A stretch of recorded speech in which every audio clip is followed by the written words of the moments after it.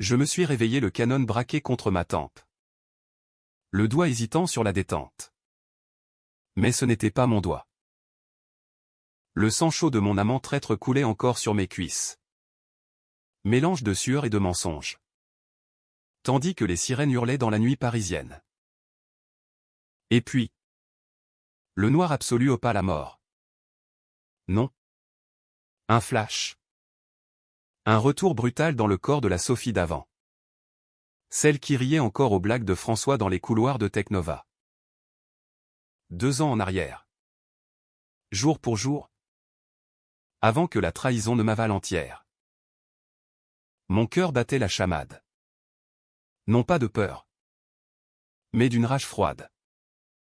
Cristalline. Comme le Seine gelé en hiver. J'étais revenu. Pas par miracle divin. Ni par quelque folie passagère, non. Par une faille dans le code de l'univers. Un bug cosmique que même les ingénieurs de Technova n'auraient pu prédire. Et cette fois, je ne serai pas la brebis égarée qu'on égorge en silence. François. Mon mentor. Mon amant. Mon bourreau, Élise. La vipère aux ongles laqués qui avait tout orchestré, et Pierre. Le PDG au sourire carnassier. Qui avait vendu mon âme pour un contrat juteux. Il paierait. Tous. Avec intérêt. Paris s'étalait sous mes yeux depuis la fenêtre de mon petit appartement du Marais. Les lumières de la tour Eiffel clignotant comme un œil complice. Il était 7 heures du matin. Le 15 juin 2023. J'avais 28 ans à nouveau. Fraîchement promu développeuse senior chez Technova. Cette start-up fintech qui prétendait révolutionner les paiements sécurisés. Mais je savais ce qui se tramait dans les sous-sols de leurs serveurs, des failles intentionnelles. Des backdoors vendus aux plus offrants. Des vies ruinées pour engraisser les actionnaires. Mon crime ? Avoir découvert le pot aux roses. Leur punition ? Me noyer dans un scandale fabriqué. Me faire virer en visio comme une vulgaire stagiaire. Puis me pousser au suicide.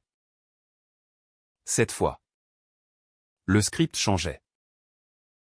J'allais réécrire le code. Je me levai.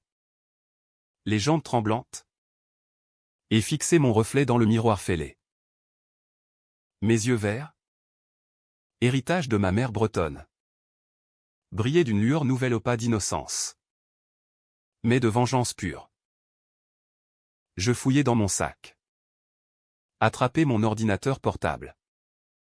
Et lançai un scan discret des réseaux de Technova. Accès restreint.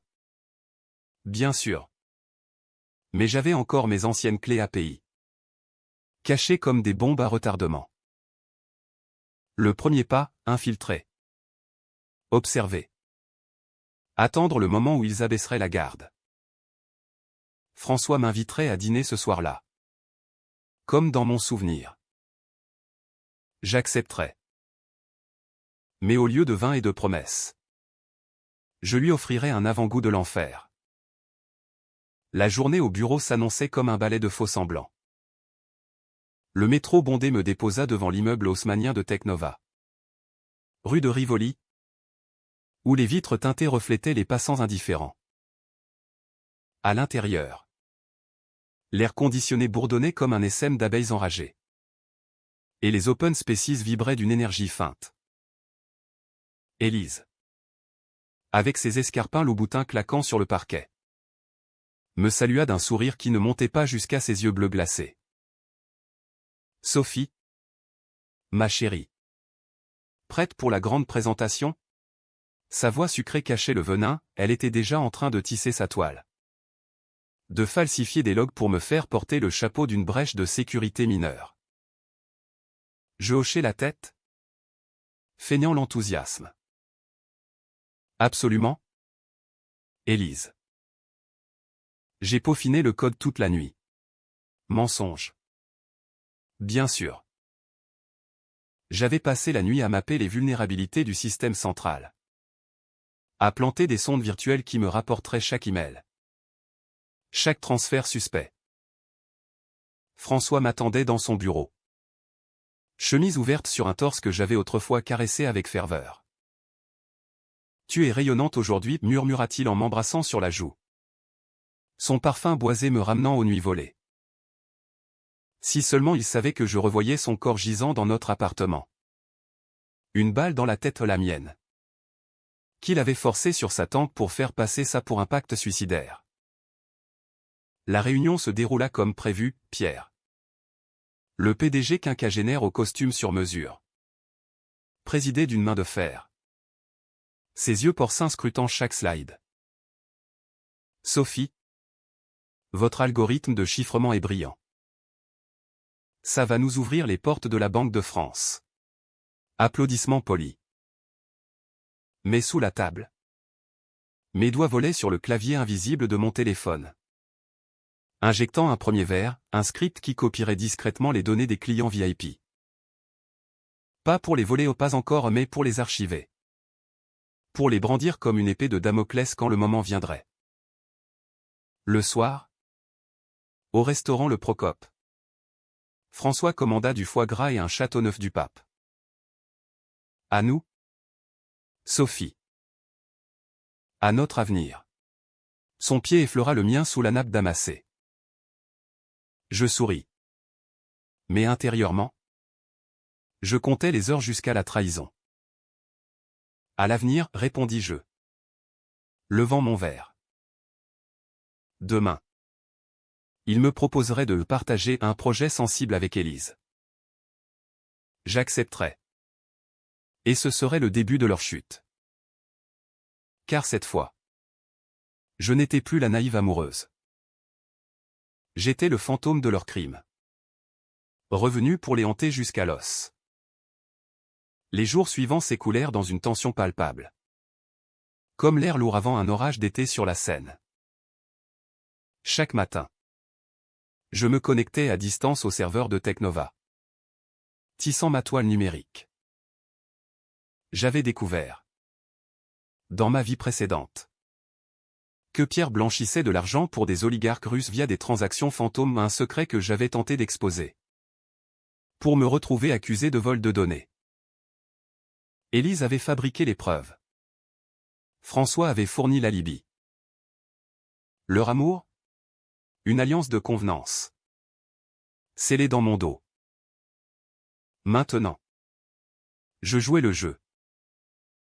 Je flirtais avec François lors des pauses café. Laissant ses mains s'égarer sur ma taille pendant les afterworks au comptoir général. Tu es irrésistible, murmurait-il. Ignorant que je plantais un Keylogger dans son téléphone. Chaque message qu'il envoyait à Élise Sophie mort à l'hameçon. On passe à la phase 2. Atterrissait dans mon dossier secret. Time estampé. Irréfutable. Et Élise. Oh. La perfide Élise. Avec ses dîners entre filles où elle me sonnait pour me soutirer des infos techniques. Tu es si talentueuse. Sophie. Pierre te doit une promotion. Son rire. Comme du verre pilé. Mais la première fissure apparut lors d'une nuit blanche. Alors que je codais dans mon appartement. Éclairé seulement par l'écran bleuté. Un email anonyme, non. Pas anonyme, je reconnus l'IP de Pierre proposait un partenariat avec une firme offshore. Des millions en jeu. Au prix de la vie privée de milliers de clients français. Mon cœur se serra, dans ma première vie. C'était ce deal qui avait tout précipité. J'avais refusé de signer le NDA truqué. Et il m'avait écrasé. Cette fois. Je signais au virtuellement. En forgeant ma réponse. Parfait. Envoyez les détails. Le verre se propagea, un malware dormant. Activable à ma guise. Qui crypterait leur base de données en un clin d'œil. La tension montait. Palpable dans les couloirs. François devenait nerveux. Jetant des regards en coin à Élise lors des stands du PS. Elle. Plus audacieuse. commença à me rayer de projets mineurs. Désolé? Chérie. Pierre veut du sang neuf. Son sourire carnassier me donnait la nausée. Je ripostai subtilement, un bug accidentel dans le code d'Élise. Qui planta son rapport hebdomadaire devant tout le monde. Merde. Qu'est-ce qui cloche, siffla-t-elle. Rougissante. Je feignis l'empathie, laisse-moi jeter un œil. Et pendant que je réparais, je volais ses mots de passe. Bientôt. Le dîner fatidique arriva, celui où François me confierait le projet secret. Nous étions dans son loft de Belleville. Vin rouge et jazz en fond. Sophie. J'ai besoin de toi pour quelque chose de gros. Élise est au courant. Mais c'est entre nous. Ses lèvres sur les miennes. Urgente. Je me laissai emporter. Juste assez pour qu'il baisse sa garde. Puis, feignant l'ivresse. Je murmurai, montre-moi les schémas. Il obéit. Et mon téléphone enregistra tout, les backdoors, les flux illicites, les noms des complices. À 3 heures du matin. Seul dans le taxi qui me ramenait. Je déclenchai la première alarme, un leak anonyme vers un forum hacker.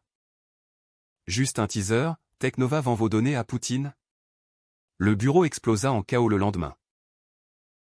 Pierre convoqua une réunion d'urgence. Son visage blême sous les néons. Qui a fait fuiter ça? C'est une attaque, hurla-t-il. Élise pointa du doigt les juniors. François balbutia des excuses. Moi? Je restai silencieuse. Les yeux baissés. Mais intérieurement, je riais. Le twist se profilait, il pensait que c'était un rival externe. Mais le vrai coup viendrait de l'intérieur. Et quand le moment du licenciement sur Zoom arriverait dans 6 mois? Jour pour jour, ce ne serait plus ma fin. Mais la leur. Les mois suivants furent un jeu d'échecs mortel. Où chaque mouvement était calculé avec la précision d'un scalpel. Je gravissais les échelons. Acceptant des responsabilités que je n'aurais jamais osé en première vie, auditrice des systèmes de sécurité. Accès aux serveurs principaux. François, aveuglé par son désir, me poussait en avant. Tu es mon atout secret, chuchotait-il lors de nos escapades au canal Saint-Martin. Élise. Jalouse. Ourdissée dans l'ombre, j'interceptais ses emails à un privé. Demandant un dossier sur moi creusé dans son passé. Trouver la faille. Mon passé? Une enfance modeste à Brest. Une mère alcoolique. Un père disparu. Rien qui ne put me briser à nouveau. Mais le secret que j'avais enfoui. Celui qui me rongeait depuis ma mort. Refit surface une nuit pluvieuse. En fouillant les archives de Technova. Je tombais sur un fichier crypté, Opération Marée Noire. Pas un simple blanchiment, non. Pire. Il finançait des cyberattaques contre des ONG environnementales françaises. Pour favoriser des lobbies pétroliers. Et moi. Dans ma première vie, j'avais codé une partie du firewall qui avait masqué ça. Mon trophée professionnel? Un voile sur un crime contre la planète. La rage me submergea, ce n'était plus seulement personnel. C'était une vendetta pour toutes les âmes qu'ils avaient piétinées. Y compris la mienne. Je décidai alors d'un coup audacieux. Controversé même pour mon âme damnée, impliquer des innocents. Non par cruauté. Mais par nécessité. Je contactai discrètement un journaliste de Mediapart. Camille. Une ancienne connaissance de fac. J'ai des preuves. Mais j'ai besoin d'un délai. Elle hésita, Sophie. C'est du suicide. Si ça sort, tu finiras en tôle. Mieux que morte, répondis-je. Le pacte fut scellé autour d'un café aux fleurs, elle attendrait mon signal pour publier. Le jour du zoom approchait. Pierre, sentant le vent tourner, accéléra le plan. Sophie, on doit te parler. L'invitation arriva à 14 heures précises. Le 15 décembre 2023. Mon appartement était prêt, 2 écrans. Un VPN triple couche. Et le malware final, un ransomware customisé. Baptisé Renaissance. Élise apparut en premier sur l'écran. Sourire triomphant. Chérie. On a un problème avec ton code. Une brèche majeure. François. Mal à l'aise. Détourna le regard. Pierre. Direct, tu es viré. Effective immédiatement. On soupçonne une collusion externe. Je laissai le silence s'étirer. Content mentalement. Vraiment? Et si je vous disais que j'ai tout? Leur confusion fut délicieuse. Puis, d'une voix calme, adieu. L'écran clignota. Le ransomware s'activa, tous les serveurs de Technova se figèrent. Données chiffrées. Backups effacés. Panique générale, je les entendais hurler à travers le micro. Qu'est-ce qui se passe, glapit Élise. François, Sophie. Mais j'avais déjà coupé. Le chaos s'ensuivit, bourse en chute. Clients enragés. Police cyber sur les dents. Mediapart publia le lendemain, Technova. Empire du crime numérique. Les noms tombèrent, Pierre arrêté pour blanchiment. Élise pour falsification. François pour complicité. Moi? J'étais l'ombre. La whistleblower anonyme. Mais le twist vint comme un coup de poignard, en fuyant. François m'envoya un dernier message, je sais qui tu es vraiment. La balle était pour toi. Pas pour moi. Reviens. Ou je balance ton secret à la presse. Mon secret? Celui que j'avais tu. Même à moi-même en première vie, j'avais. Par négligence. Laissé une faille ouverte dans le code initial. Causant une petite fuite qui avait ruiné une famille modeste. Coupable? Oui. Mais pas autant qu'eux. Je supprimai le message. Et activé le dernier vers, ses comptes gelés. Ses preuves effacées. Il se pendit cette nuit-là. Seul dans son loft. Paris bruissait de rumeurs. La scène charriait les échos de ma vengeance. J'ouvris un café-librairie à Montmartre. Sous un faux nom. Écrivant des romans sur les fantômes du passé. Était-ce une fin heureuse? Pour eux. Non, ruine et chaîne. Pour moi. Une renaissance amère. Teintée de regrets. Mais au moins. J'avais réécrit l'histoire. Et le monde? Un peu plus propre. Respirait enfin.